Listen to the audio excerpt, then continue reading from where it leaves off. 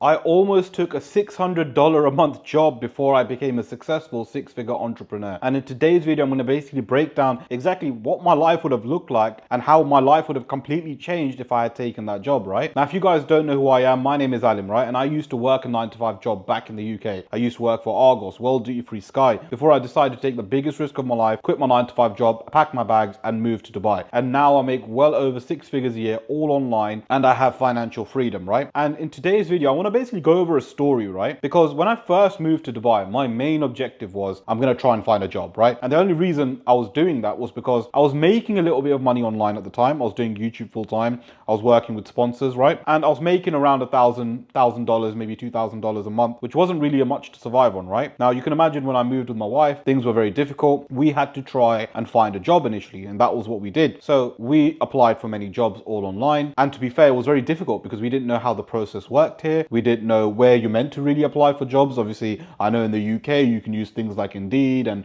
all these other places, right? But in Dubai it was a little bit more difficult. So we had to find all the companies and kind of apply for jobs from there. And then what I did was I kind of took advice from someone who said, you know what, if you want to get a job in Dubai, the best place to find a job is through LinkedIn, right? So I was like, all right, cool. I'm going to start applying on LinkedIn. Now you guys have to imagine one thing, right? I came here with no money. I had no job. I had not really any savings. I had barely any income coming in. I had to make sure that I bring money in, right? Because I knew otherwise I wouldn't be able to survive. Now, there was two routes I could have gone through. One, which is apply for jobs, right? And then do my online business on the side. And then once my online business makes enough money, I can then quit my 9-to-5 job. Or I can go full in on my online business and just take a huge risk, right? Initially, I thought, let me find a job first because that's probably the easiest thing to do. And then I can kind of work on my online business, right? And I applied for many different jobs, a few I was very close in, a few good level jobs as well. But before I even, applied for these good level jobs, I was applying for any job because my thinking was I need the visa, right? That was one of the biggest things because you can only stay in Dubai, especially as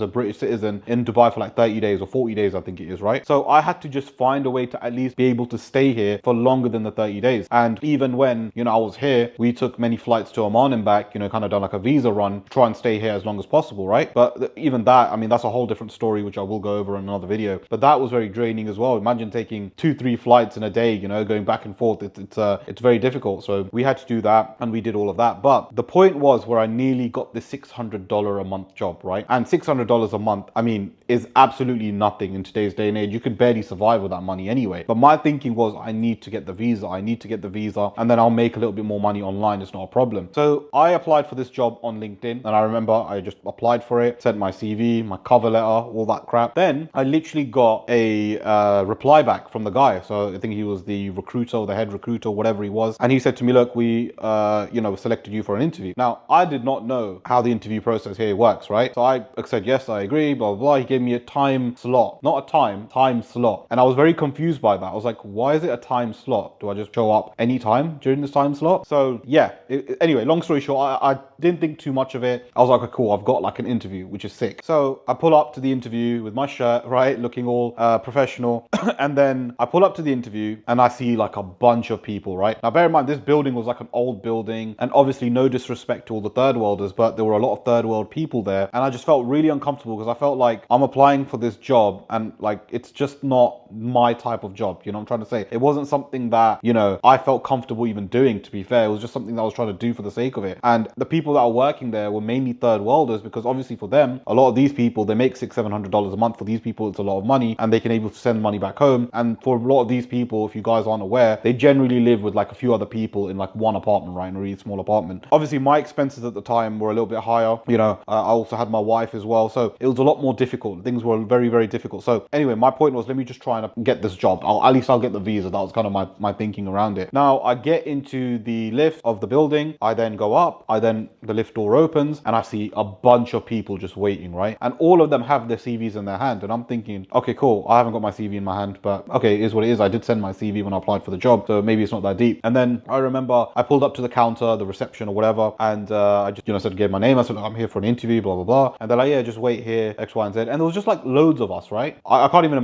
tell you how many people, maybe like 20 people, 30 people along those lines. And then what they were doing is they were taking people in batches, right? So that's when I kind of realized, okay, cool, this type of interview is just like, you know, they're just trying to get anyone through the door, and anyone that is somewhat good, they'll hire, right? Now I get into the interview, probably about 5, 6 of us, right? And I'm sat there, again, I'm the only one from the UK. Everyone else was either from India or Pakistan or the Philippines or whatever, right? I was the only British person there, sitting there. And I'm thinking to myself now, you know, all of these people are dressed up with their CVs in their hand. I'm thinking, all right, cool. I'm applying for a very, very low level job here. I know that. But like, am I really doing this? You know? Anyway, the guy came in, right? And this guy, for whatever reason, thought he was the big dog, right? He walked in, he thought he had aura. He thought, you know, he can speak disrespectfully to people. And I'm sat there, I'm looking at this guy and I'm like, okay, cool. Like, bro, you know, I'm trying to say, like, there's no need for this type of energy. Then he tried to get onto me because he's like, oh, you didn't bring your CV. How do you expect to get this job if you didn't bring your CV? And I'm like, well, I applied for it and I did send my CV, of course, right? And it was just like a really, I guess you could even call it a humbling experience in a way, because I wasn't doing anything special at the time. Yeah, I was making a little bit of money online, X, Y, and Z,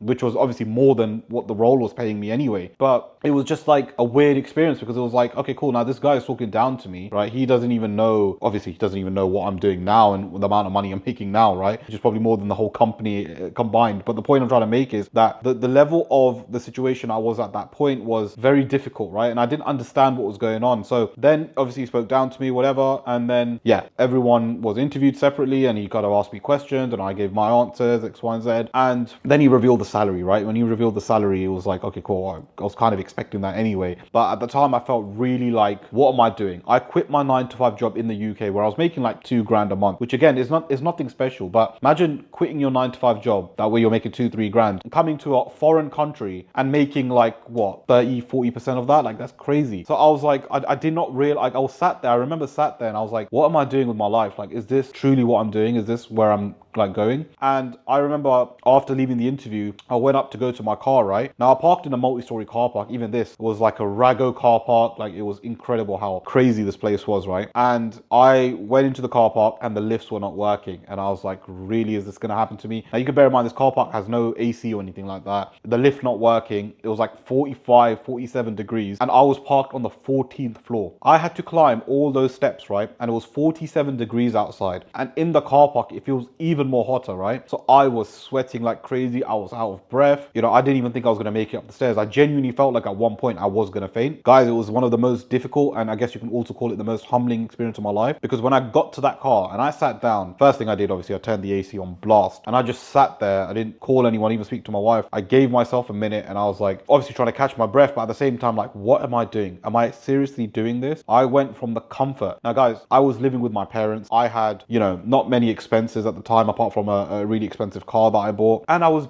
I guess you could say I was comfortable, right? Why did I quit all of that, leave all of that behind to come to Dubai to make my life even more difficult, right? That's the thoughts that were coming in my mind. But then I realized that this is part of my journey. This is part of me on the road to become successful, right? Because unfortunately, a lot of people nowadays, they want success tomorrow. They want success straight away, or they want success without the hard work. It doesn't unfortunately work like that, right? I went through so many trials and tribulations throughout the process of moving to Dubai, and I will definitely make different videos about this, explaining all of the ones I went through, and this is one of them, right? But I went through so much hardship to get to where I am today, and I can't explain to you guys, you know, how difficult it was and how hard it was. But now, obviously, I make well over 6 figures a year. I am financially free. I've retired my wife. I've got a swimming pool on my balcony. Life is amazing now, but it wasn't like that. And if you can imagine, I took this risk, right? And I went through all of this process without even knowing where I'm going to get to, but I knew it would all work out. Obviously, I got the offer for the job, and I kind of rejected it anyway. I was like, I'm not going to do this, right? And I said, I am going to now focus all in on my online business, because that is what I want to do. Ultimately, that is what I want to do. So I went full in on my online business, and that has single-handedly changed my life. Even at the time, I didn't have much money. I hired a mentor.